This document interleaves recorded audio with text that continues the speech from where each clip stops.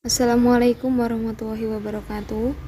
Kami dari kelompok 1 akan membahas tentang dasar-dasar investasi dan portofolio. Sebelumnya perkenalkan kelompok kami. Yang pertama adalah saya sendiri, Asari Handayani, dan yang kedua adalah Muhammad Asrul Ahwan. Untuk yang pertama adalah definisi investasi dan portofolio. Investasi pada dasarnya merupakan penempatan sejumlah dana pada saat ini dengan tujuan untuk memperoleh sejumlah keuntungan di masa yang akan datang. Investasi dapat diartikan sebagai komitmen untuk menanamkan sejumlah dana pada saat ini dengan tujuan memperoleh keuntungan di masa datang. Menurut Van Horne, investasi adalah pengeluaran untuk mengadakan barang modal pada saat sekarang dengan tujuan untuk menghasilkan keluaran barang atau jasa agar dapat diperoleh manfaat yang lebih besar di masa yang akan datang. Menurut Elton, portofolio adalah sekumpulan aset. Sedangkan menurut Husnan, secara harfiah, arti dari portofolio adalah sekumpulan surat-surat berharga. Sedangkan secara umum, portofolio merupakan kumpulan investasi dari berbagai macam aset dengan tingkat keuntungan dan risiko yang berbeda-beda dalam jangka waktu tertentu. Adapun tujuan investasi pada umumnya adalah yang pertama, untuk memperoleh pendapatan yang tetap dalam setiap periode, antara lain seperti bunga, royalti, dividen, dan uang sewa. Dan yang kedua, untuk membentuk suatu dana khusus, misalnya dana untuk kepentingan ekspansi atau kepentingan sosial. Yang ketiga, untuk mengontrol atau mengendalikan perusahaan lain melalui kepemilikan sebagian ekuitas perusahaan tersebut. Yang keempat, untuk menjamin tersedianya bahan baku dan mendapatkan pasar untuk produk yang dihasilkan. Untuk yang kelima, untuk mengurangi persaingan di antara perusahaan-perusahaan yang sejenis. Dan yang keenam, untuk menjaga hubungan antara perusahaan. Sedangkan tujuan investasi secara khusus adalah yang pertama, untuk mendapatkan kehidupan yang lebih layak di masa yang akan datang. Yang kedua, untuk mengurangi tekanan inflasi, di mana dengan melakukan investasi, seorang dapat menghindari diri dari resiko penurunan nilai kekayaan atau hak miliknya akibat adanya pengaruh inflasi. Yang ketiga, dorongan untuk menghemat pajak, di mana beberapa negara mendorong tumbuhnya investasi di masyarakat melalui pemberian fasilitas perpajakan kepada masyarakat yang melakukan investasi pada bidang-bidang tertentu. Selanjutnya adalah jenis-jenis investasi. Jika ditinjau dari segi ruang lingkup usahanya, investasi dapat dibagi menjadi dua, yaitu investasi pada aktiva nyata dan investasi pada aktiva keuangan. Investasi pada aktiva nyata, misalnya untuk pendirian pabrik, pendirian hotel atau restoran, perkebunan, dan lain-lain. Sedangkan investasi pada aktiva keuangan, misalnya seperti pembelian surat-surat berharga, baik berupa saham maupun obligasi. Investasi pada aktiva keuangan dapat dibagi menjadi dua, yaitu investasi langsung dan investasi tidak langsung.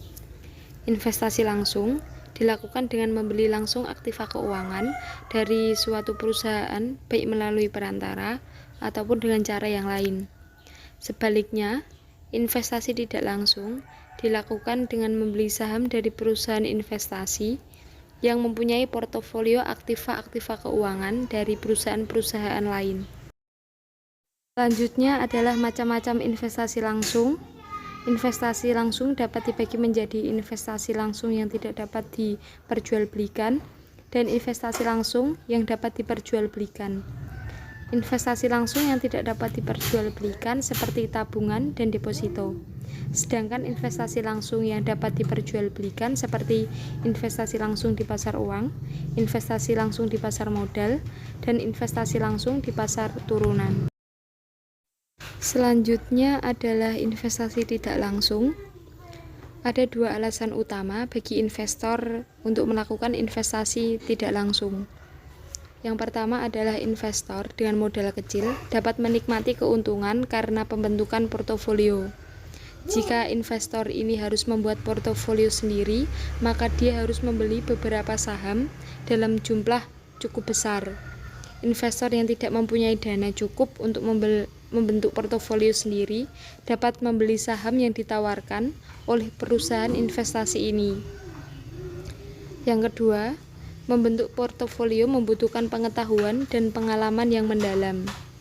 Investor awam yang kurang mempunyai pengetahuan dan pengalaman tidak akan dapat membentuk portofolio yang optimal, tetapi dapat membeli saham yang ditawarkan oleh perusahaan investasi yang telah membentuk portofolio optimal.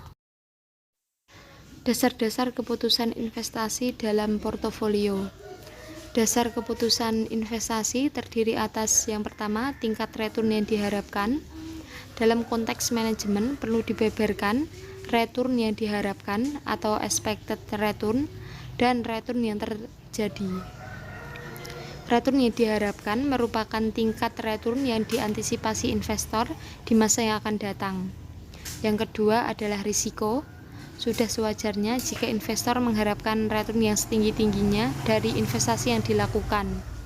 Tetapi ada hal penting yang harus selalu dipertimbangkan, yaitu seberapa besar tingkat risiko yang harus ditanggung dari investasi tersebut. Yang ketiga adalah hubungan tingkat risiko dengan return yang diharapkan. Hubungan tingkat risiko dan return yang diharapkan merupakan hubungan yang bersifat searah dan linear. Artinya, semakin besar risiko suatu aset, maka semakin besar return yang diharapkan atas aset tersebut. Selanjutnya adalah pemilihan portofolio. Berdasarkan konsep dasar dalam teori portofolio merupakan pembahasan sederhana yang bisa digunakan untuk memahami pembuatan portofolio yang optimal. Konsep dasar tersebut ada 3, yaitu portofolio efisien dan portofolio optimal. Yang kedua, fungsi utilitas dan kurva indifferent, dan yang ketiga adalah aset beresiko serta aset bebas resiko.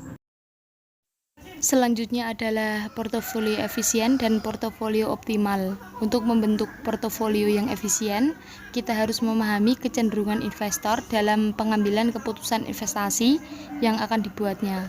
Asumsi paling umum adalah bahwa semua investor tidak menyukai resiko dan menginginkan return setinggi-tingginya. Artinya adalah ketika investor dihadapkan pada dua pilihan, investasi dengan return yang sama namun resikonya berbeda, investor cenderung memilih investasi yang resikonya lebih rendah dibanding. Di samping itu, jika investor dihadapkan pada pilihan investasi dengan return yang berbeda namun resikonya sama, investor cenderung memilih berinvestasi pada pilihan yang returnnya lebih tinggi. Kesimpulannya adalah portofolio dikatakan efisien apabila yang pertama, memberikan ER terbesar dengan resiko yang sama, atau memberikan risiko kecil dengan ER yang sama. Fungsi utilitas dan kurva indifferent. Fungsi utilitas merupakan fungsi matematis yang menunjukkan nilai dari semua alternatif pilihan yang ada. Semakin tinggi nilai suatu alternatif pilihan, maka semakin tinggi pula utilitas alternatif tersebut. Dalam manajemen portofolio, fungsi utilitas menunjukkan preferensi investor terhadap beragam pilihan investasi dengan tingkat resiko dan expected return tersendiri. Preferensi investor terhadap resiko dibedakan menjadi 3, yaitu yang pertama, investor yang tidak menyukai resiko, yang kedua, investor netral terhadap resiko, dan yang ketiga adalah investor yang menyukai resiko. Sekian pembahasan dari kelompok kami. Bila ada salah kata, kami mohon maaf. Wassalamualaikum warahmatullahi wabarakatuh.